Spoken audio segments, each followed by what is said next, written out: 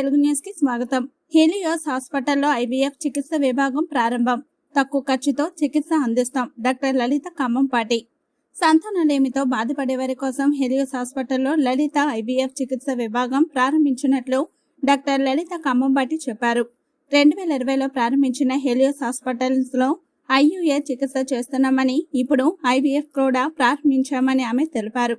స్థానిక దానివైపేటలోని హెలియోస్ హాస్పిటల్స్ లో లలిత ఐవీఎఫ్ విభాగాన్ని Hyderabad Hegde hospital director doctor Vandana Hegde ఆదివారం ఉదయం ప్రారంభించారు.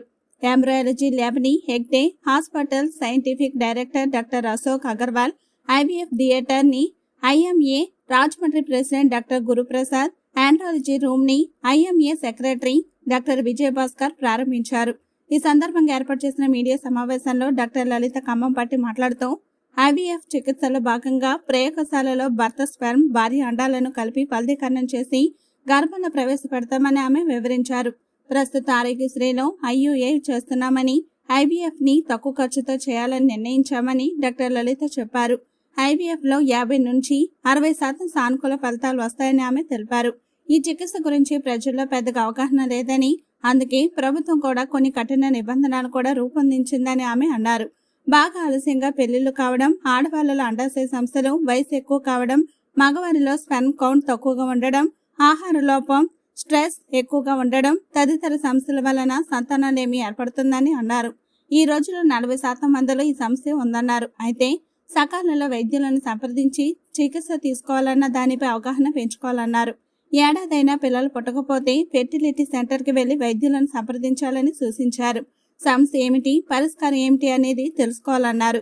తమ హాస్పిటల్లో దశల వారీగా ట్రీట్మెంట్ చేస్తున్నామని ఆమె తెలిపారు.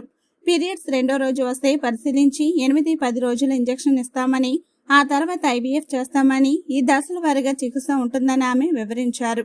డాక్టర్ రఘు కవికొండల మాట్లాడుతూ, గతంలో 40 ఏళ్లు దాటిన తర్వాత షుగర్ సమస్యలు వచ్చేవని, ఇప్పుడు 20-25 ఏళ్లకే షుగర్ వస్తున్న కేసులు చూస్తున్నామని, అదేవిధంగా సంతానలేమి సమస్యలు కూడా వస్తున్నాయి అన్నారు. మానసిక ఒత్తిడి, భావోద్వేగం, ఆర్థిక సమస్యలు, ఉద్యోగ సమస్య, ఆహార లోపం వంటి సమస్యల వలన సంతానలేమి ఏర్పడుతుందని ఆయన విశ్లేషించారు.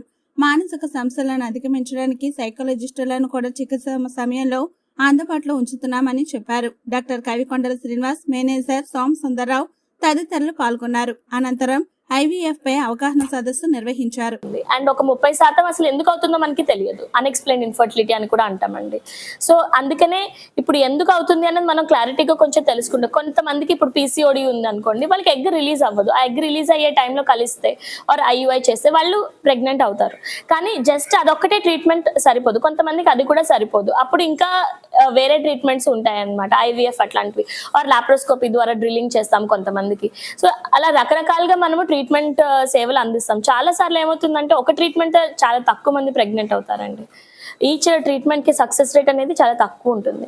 మీరు ఐవీఎఫ్ తీసుకున్నా కానీ మాక్సిమం 50-60% సక్సెస్ రేట్ ఉంటుంది. ఇది జనాలకు అర్థం అవ్వాలన్నమాట. ఐవీఎఫ్ ఒక మ్యాజిక్ వాండ్ లాంటిది కాదు, ఒకసారి చేస్తే వెంటనే అందరూ 100% ప్రెగ్నెంట్ అవుతారు అని.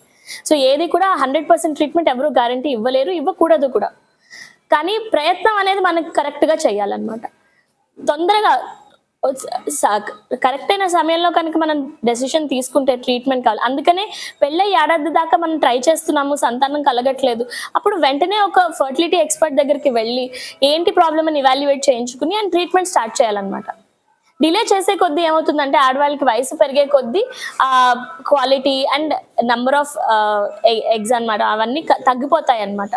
సో ప్రెగ్నెన్సీ రాదు అని కాదు, కానీ కష్టమైపోతుంది. ఇప్పుడు ఒక 20 ఏళ్లలో వాళ్ళు ప్రెగ్నెంట్ అవడానికి 40 ఏళ్ల వాళ్ళు ప్రెగ్నెంట్ అవడానికి చాలా తేడా ఉంటుంది. అలానే 40 ఏళ్ల వాళ్ళు ప్రెగ్నెంట్ అవ్వరని కాదు, కానీ చాలా ఎక్కువ ప్రయత్నం చేయాల్సి వస్తుంది. సో ఆ ప్రయత్నం మనం ముందరే కరెక్ట్ గా తీసుకున్నాం అనుకోండి, ఇప్పుడు 10 ఏళ్ళు అదే ట్రీట్మెంట్ మనకి 2 సార్లు 5 సార్లు 3 సార్లు 6 సార్లు 7 సార్లు చేస్తాము, అవ్వలేదు. ఇంకా అదే ట్రీట్మెంట్ 10 ఏళ్ల దాకా చేయకూడదు అనమాట. చాలా సార్లు ఏమవుతుందంటే ఇలా 5-6 సార్లు చేసేసరికి వాళ్ళ దగ్గర ఉన్న ఫైనాన్సెస్ తగ్గిపోతాయి. సో నెక్స్ట్ స్టెప్ అనేది వాళ్ళు తీసుకోరు. మళ్ళీ 2-3 ఏళ్ల తర్వాత ఎవరికో విని అక్కడికి వెళ్ళి, సో అలా డిలే అయిపోతూ ఉంటుంది అనమాట. సో మనం కరెక్ట్ ఇవాల్యుయేట్ చేసి కరెక్ట్ గా ట్రీట్మెంట్ అనేది తొందరగా స్టార్ట్ చేస్తే అట్లీస్ట్ వాళ్ళకి ఫైనాన్షియల్ బర్డెన్ అనేది ఉండకుండా. ఎందుకంటే మోస్ట్ ఇంపార్టెంట్ ఏంటంటే ఈ ఐవీఎఫ్ జర్నీలో ఉండేది